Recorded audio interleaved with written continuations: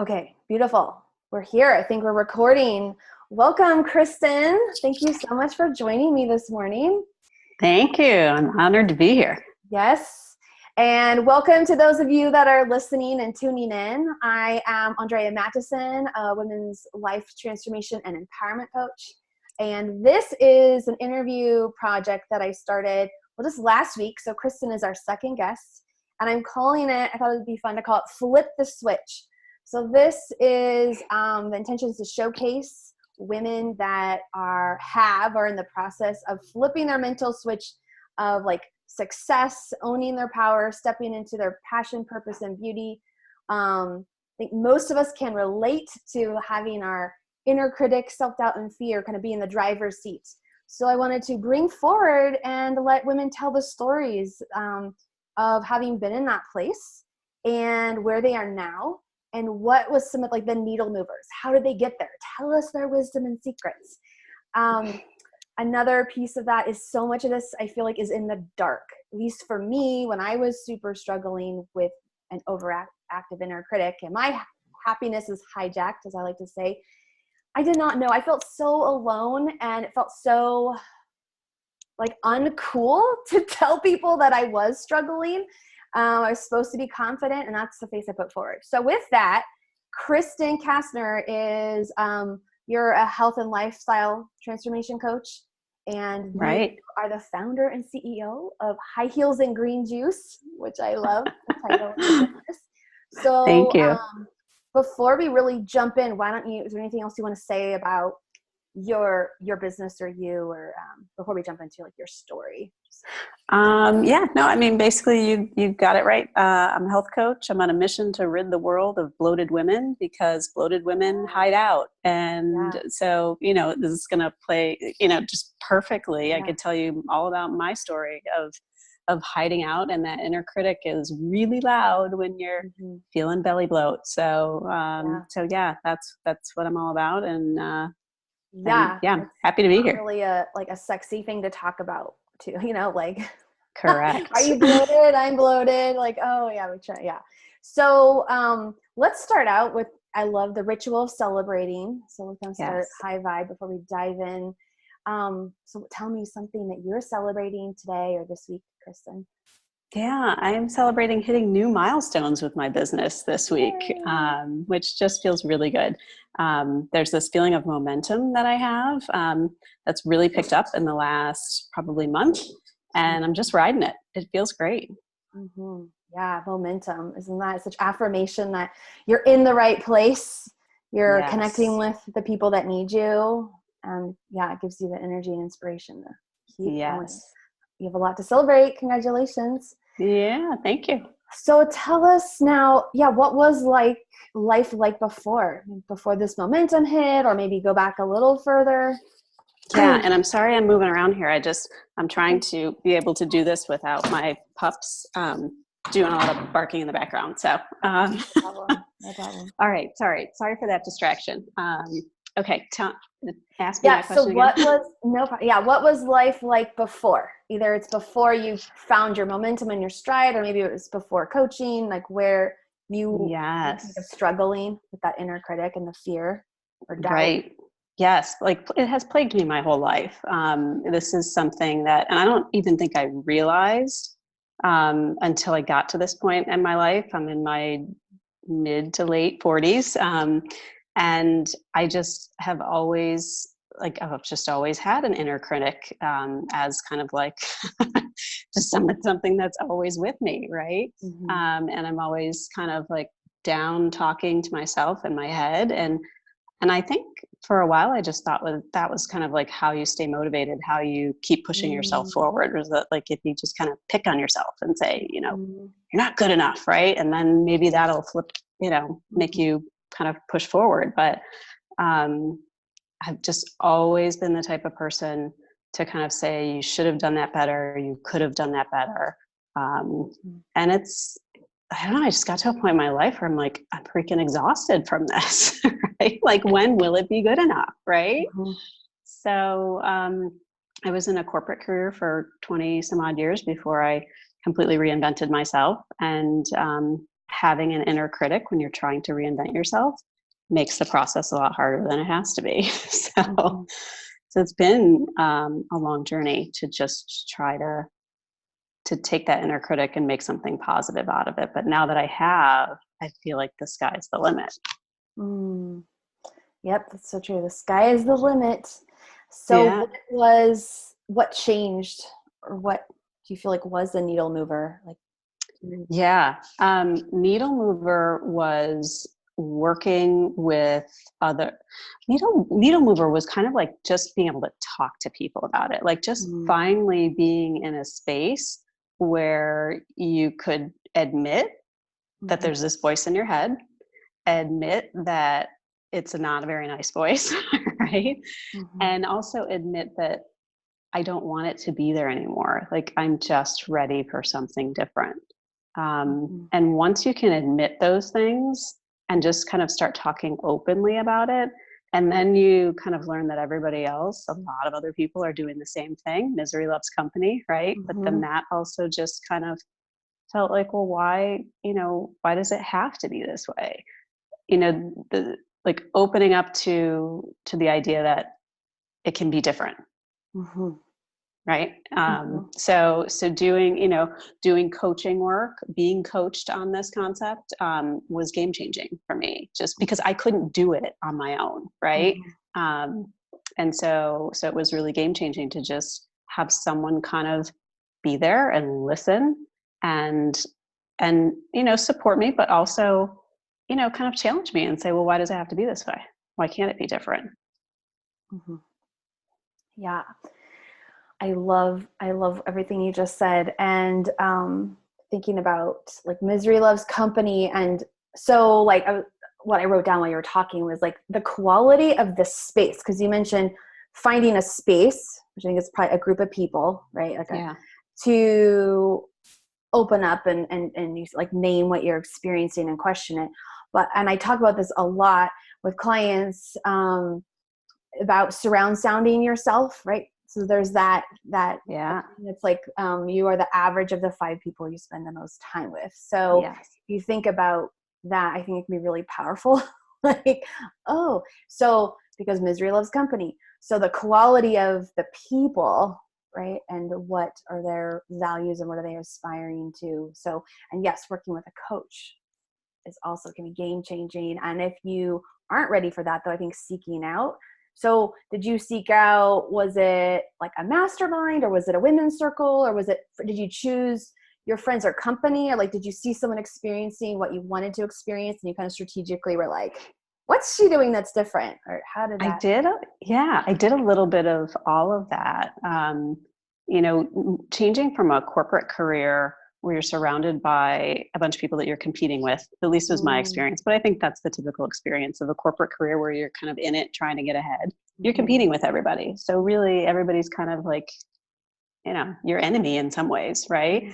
And then kind of moving away from that and just feeling this pull to be part of something where everybody's your support network, which I questioned whether that could really exist.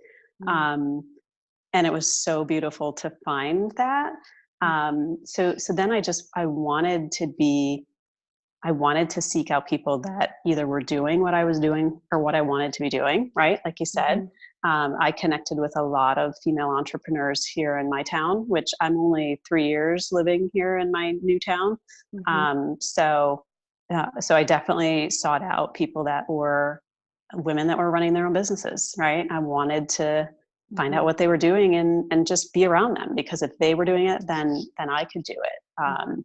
So that was definitely a big part of kind of flipping that switch, as you say, right? And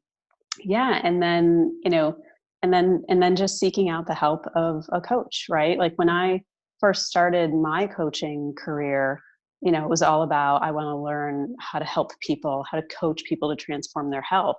But as I did that, I started to learn that having a coach to push through, kind of personal growth type things, like that's something I never even considered existed, right? So once I realized that there are people that do this for a living, business coaches or mindset coaches, and suddenly I was like, this this is like the same way that I want to coach people in their health.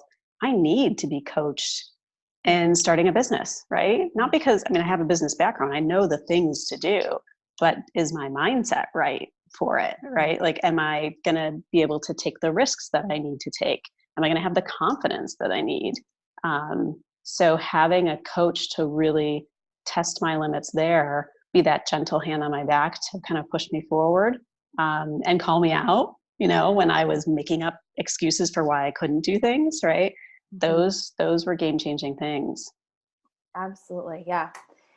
Yeah. It makes me think of like when I work out or any kind of movement on my own versus I love exercise classes. And partly, I mean, it's a high energy, there's music, but you have that instructor, or you have, right, the class itself, the curriculum, the movement is going to take me so much further than when I'm by myself. Yes. And what also came to mind is that our mind is so good at keeping us safe. So like safe and secure. So you mentioned like risk and the support, the stretch, the accountability that a coach can offer is just, it's so, to be really honest, it's very hard to do that for yourself, or you can do it for so long, but we're wired, right, to keep ourselves safety zone. Yes. Yeah. Perfect example of that is like, if you're trying to do something that you kind of have this gut feeling like, oh, I'm scared to do it. And you say to yourself in your head, like, well, what's the worst thing that could happen?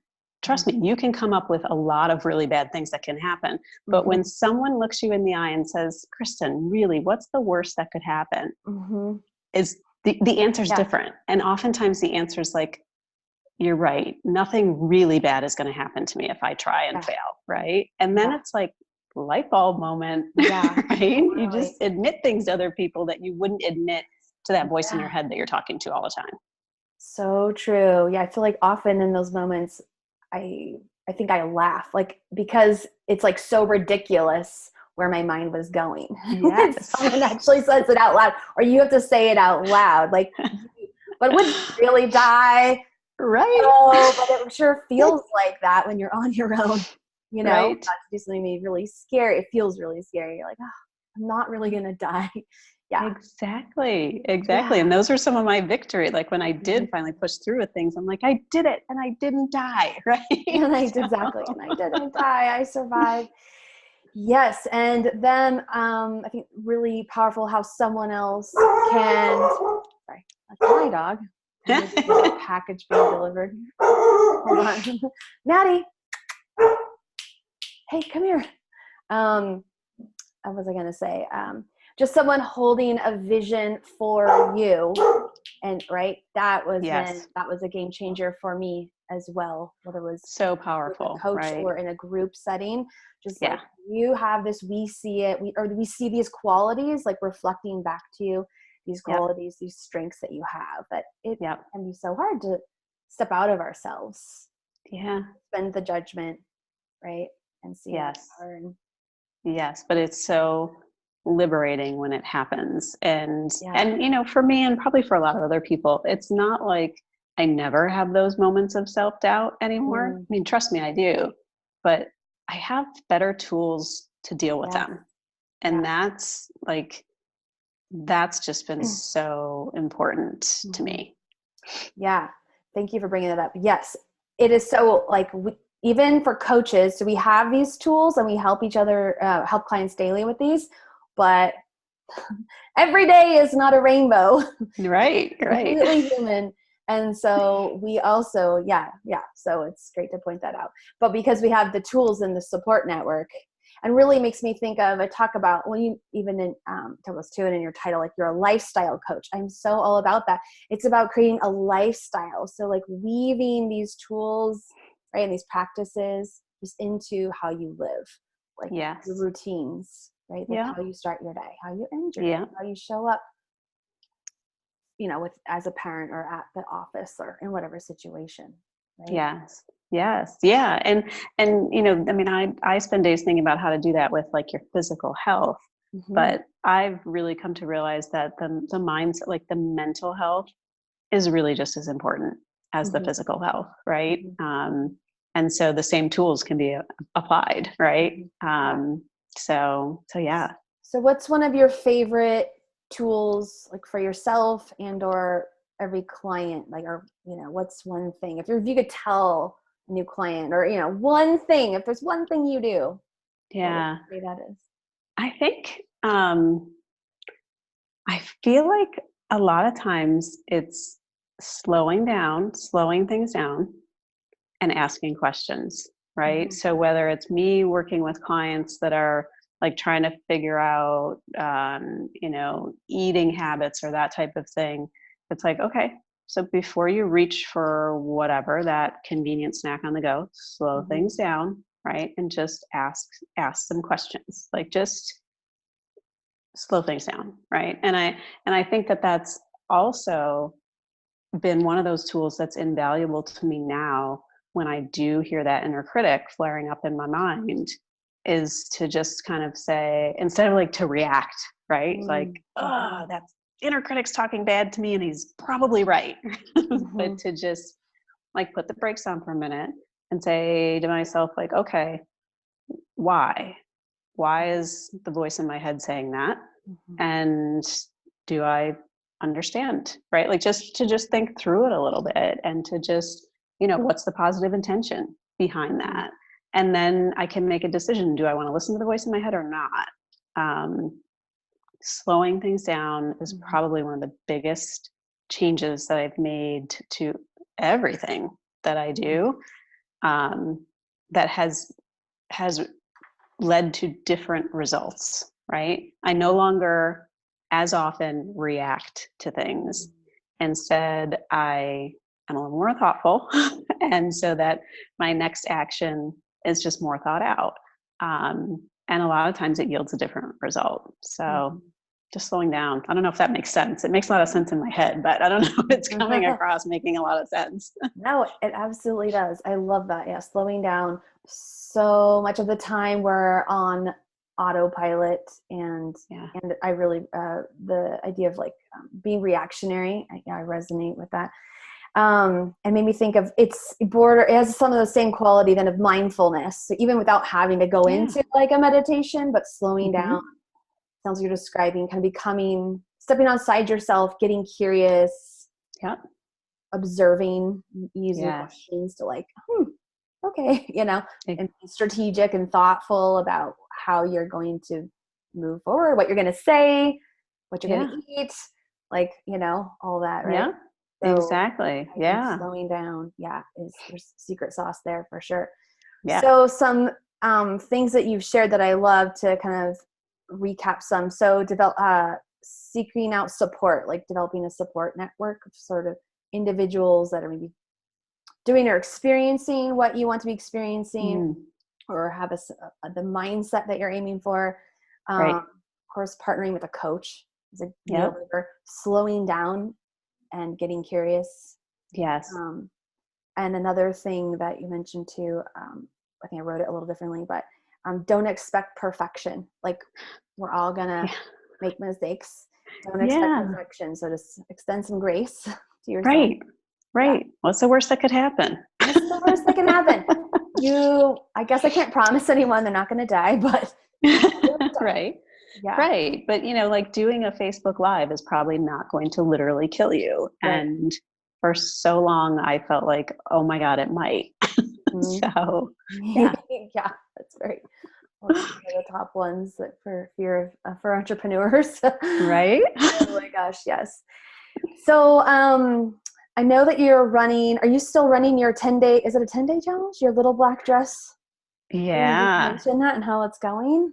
Yeah, that's one of the areas where I'm feeling a ton of momentum. Yeah, so I was just doing a count. I have like 13 women signed up to do a little black dress transformation starting December 2nd. And the whole idea is we're going to shift our bodies from an acidic state, Mm. where when you're acidic, you crave acidic, which means you crave sugar, you crave processed food, you crave a lot of dairy. We're going to shift from acidic to alkaline. When you're Mm. alkaline, you crave things like fruits and vegetables, dark green leafy vegetables. And we want to do that before the holidays, before Christmas anyways, to Mhm. put like this sugar shield up so that we Mm. can make it through the holiday season, enjoying everything we want to, but not craving the things that are going to send us into a downward spiral. I love that. And you have 13 individuals signed up? Yeah. Are they all women? You know what? I've got a couple men. My husband put out there, hey guys, if I get 10 of you signed up for this, I'll put on a little black dress and we're all said and done. Oh my gosh. I can't wait to see that. Some men said, I don't want to see that, but so we've got a couple men in the mix too, which is awesome. And are you still taking on more women? Can more women join? Absolutely. Yeah. Probably Monday is going to be the cutoff because we do need to just get everything prepped in advance. And with the Thanksgiving holiday, that cuts off a couple days at the end of next week. But through Monday, people can still join. Awesome. That sounds like so much fun. I love the idea of creating a shield. And how amazing is it when you don't have to battle the craving, or you're craving colorful plant-based food versus so it's not about restriction, it's just about this is what my body wants. Like, here's a list of things you can't eat, or you have to just submit to whoever your chef is for the holidays, make me special plate of food. You're naturally drawn. You don't have to really think about it. Exactly. So smart. Beautiful. Okay, so to kind of bring this to a close, I'd love to hear what's one mindset or prosperity practice that you practice daily or consistently. Yeah, that's interesting. I love how you put that mindset or prosperity practice. So one of the things that I started to do recently is I have a reminder on my phone that comes up at 7 a.m. every morning and says, what gifts will today bring? Because I used to be the type of person that would wake up and just think of all the I got to do this today. I got to do this. And I wanted to change that mindset to just what amazing things await me today so that I could wake up, just being curious about wonder, right? About wonderful things instead of dreading things. It's a totally different mindset. So that's something that's been really cool. I love that. It makes me think, maybe because we're close to Christmas, but that Christmassy feeling, what presents are going to be under the tree, what surprises and great things are going to happen today. Exactly. Yeah. Versus waking up with the to-do list. Exactly. Yeah. Yeah. Oh, that's so smart. That's great. I love it. Okay. So tell me, what's one aha insight you're taking away after our conversation today? Sometimes, expressing ourselves and talking about where we've been, how far we've come, what's working. Yeah. It always feels good to share my story because I do deep in my heart believe that I can help other people.